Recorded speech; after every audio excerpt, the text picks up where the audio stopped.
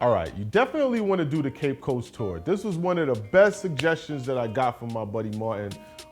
So this entire tour is 12 hours, right? Let's just get that out of the way. I didn't read the description, so I had no idea it would take this long.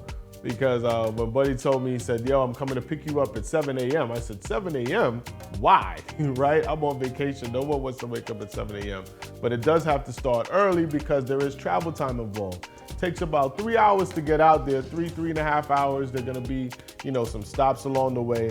But man, this is a great way to really get to see other parts of Ghana. You get to see, a lot of different villages. Of course, you're driving through. But we got to stop along the way. I got a chance to speak to some people. I got a chance to talk to this gentleman who was telling me stories. Big up to him. The first stop on the tour was Kakum National Park. Now, Kakum National Park, the really cool part about this is it has these bridges that go through the trees. Like literally you're up like 12 stories, like 150 feet in the air.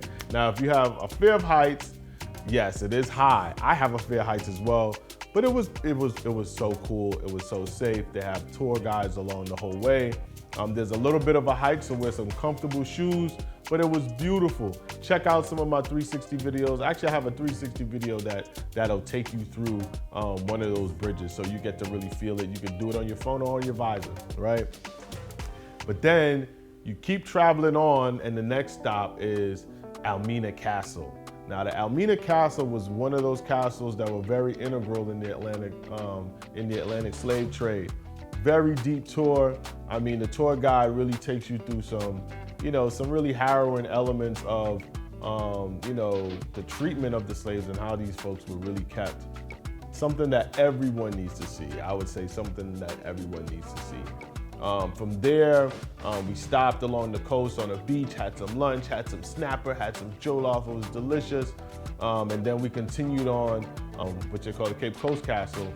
And they also took us through, what were the conditions there. Very expansive castle. It's something that you read in some sort of Mark Twain book or something like that.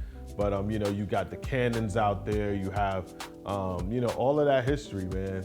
And then surrounding them, you have all of the village people. So they're coming out, they're trying to sell you stuff. They're trying to sell you paintings, or, they're just asking for money. They're just asking for a little bit of, just a little bit. But it is something to see. It's definitely, to me, it's a great experience, right? So listen, you definitely have to do Everyday People. If you don't know about Everyday People is a dope, I won't just say it's a party, it's a movement. It's an international movement. Man, big up to Maine, big up to DJ MoMA, big up to Shanita, big up to the crew. It's still all love. It's so beautiful to see Black people dancing, enjoying themselves.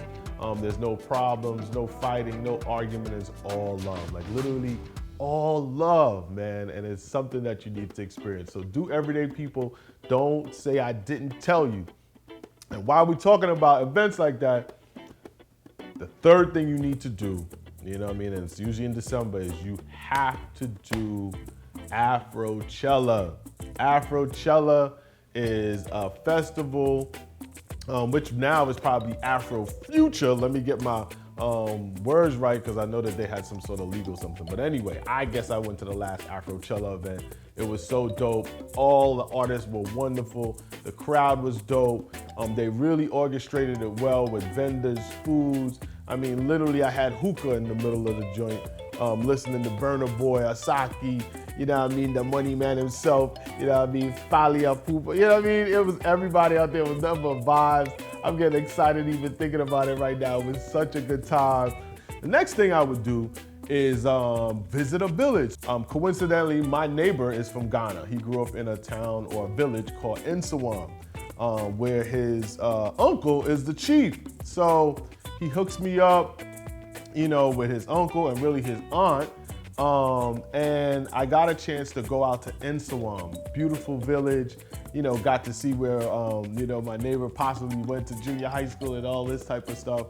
But man, it was just good to immerse in the culture, see how everyday people live, get to go to their little eatery spots and all of that.